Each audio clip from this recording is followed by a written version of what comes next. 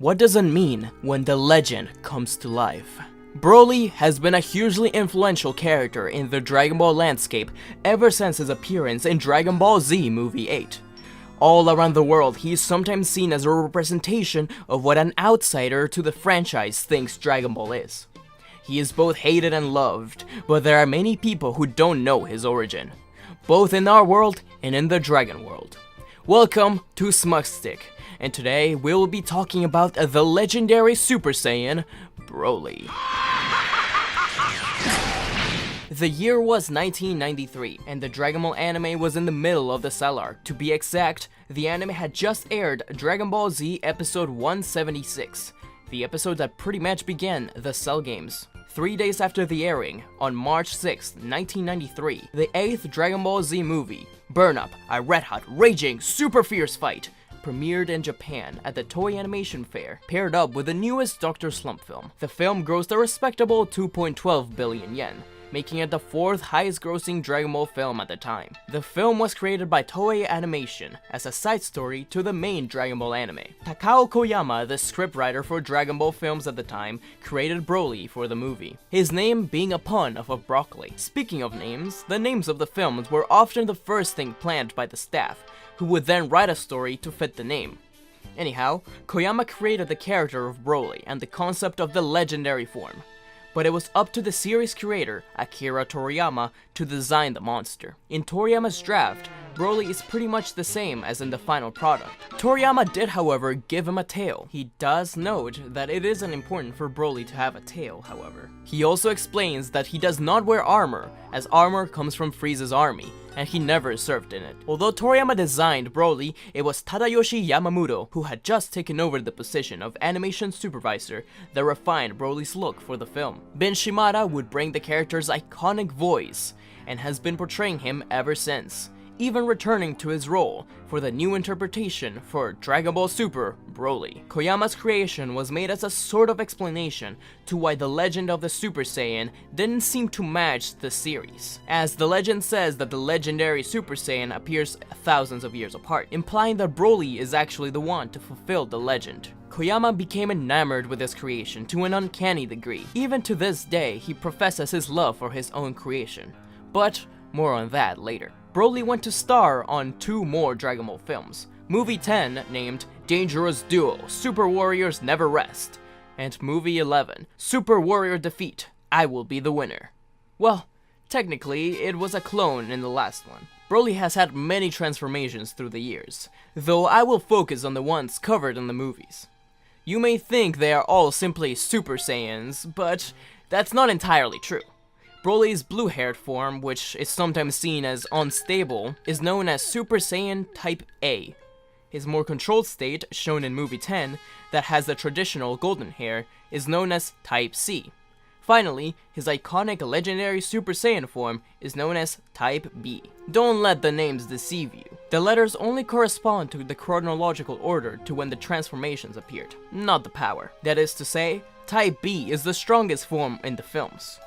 He has had a couple of other forms, however, including Super Saiyan 3, 4, Ozaru, and even a God form. This God form is peculiar, as it was exclusive for the 4D attraction in Universal Studios Japan back in 2017. Broly's popularity is such that he was even the subject of a stage play, Dragon Ball Kai Super Battle Stage, where Broly and Paragus come to Earth and attack the Z-Fighters, but they are defeated.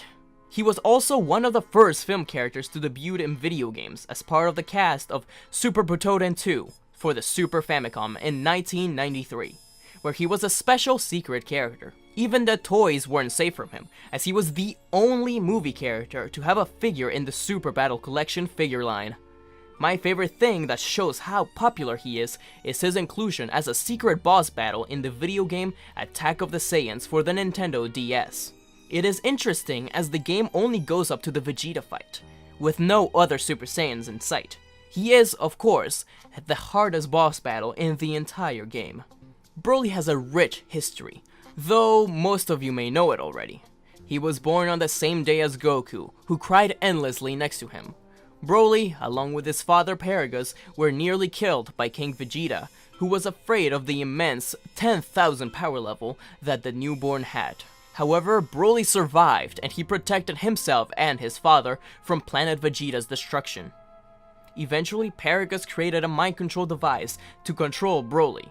Paragus invited the Sea Fighters to a new Planet Vegeta, to have Vegeta rule as the king and capture the legendary Super Saiyan, who had been destroying parts of planets and galaxies.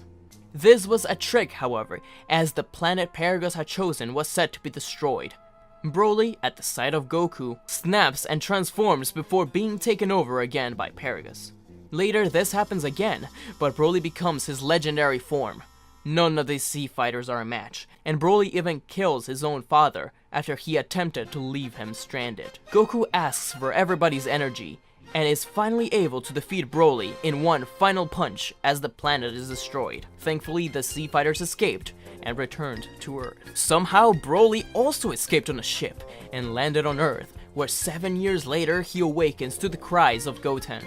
Broly battles Goten, Trunks, and Videl, who are eventually joined by Gohan and Krillin. Gohan and Goten manage to fire a final Kamehameha at Broly, while an apparition of Goku helps, defeating Broly once more. Unknown to the Sea Fighters, however, the priest from the village they had just saved stole some blood from Broly's old space spot and sold it to a rival of Mr. Satan, who cloned Broly. The clone wasn't ready to be taken out just yet, and Goten and Trunks planned to destroy him. Unfortunately for them, he awakens at the sight of Goten. He begins to attack the lab, his body deformed and gross. They find out that water can solidify the material which the clone is made of, so Krillin, Trunks, and Goten fire a Kamehameha at the ocean, which floods the island and Broly, turning him into a statue. This was the end of Broly for a long time, besides video game appearances here and there. Many of the tales we saw him on were what-if stories such as Super Sonic Warriors 2, where he becomes a good guy after hitting his head and training with Mr. Satan.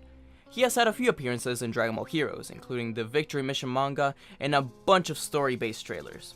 Of course, the Dragon Ball Heroes story isn't all clear, but perhaps his most interesting appearance in this spin-off has been Super Dragon Ball Heroes, the Dark Demon Realm mission, where he is the vessel for the 7th Dark Dragon Ball. The Broly in Heroes is a character from a different reality that is brought into the Dragon Ball Heroes universe, where Mekikabura, the main bad guy in Heroes, forces a fusion between Broly and the 7th Dark Dragon Ball. Xenoparagus and Towa attempt to take control of him through a Timebreaker mask, similarly to Bardock. This Broly, who is perpetually in Super Saiyan 4, breaks away from the control once Xeno Goku begins a battle with him. Eventually, Mira, in his Towa absorbed state, also joins in the battle. Broly is finally defeated, and the Dark Dragon Ball released from his body after an intense battle and a final beam struggle. As we talked about before, Broly has been a huge influence in the fandom, with fans all over the world. But there is no bigger fan than his own creator, Takao Koyama. We all know that annoying fanboy who claims there is no character stronger than their favorite. If there was ever a person that represented that fanboy the best, it would be Koyama. In a recent episode of the Kansenshu podcast, they talked a lot about this, and I thought it was important to mention. For example, in an interview for the Dragon Box The Movies in 2006, Koyama explained that, quote-unquote, even including the TV anime, nobody exists in the world stronger than Broly.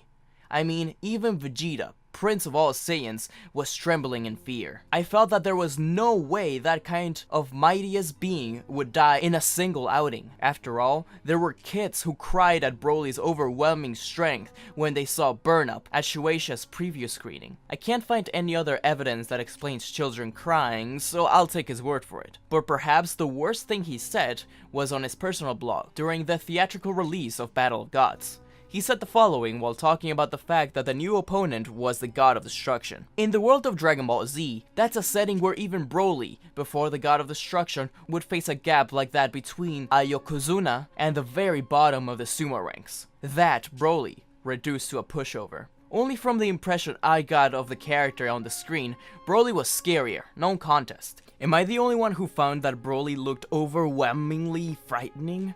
Or am I just biased towards my own creation?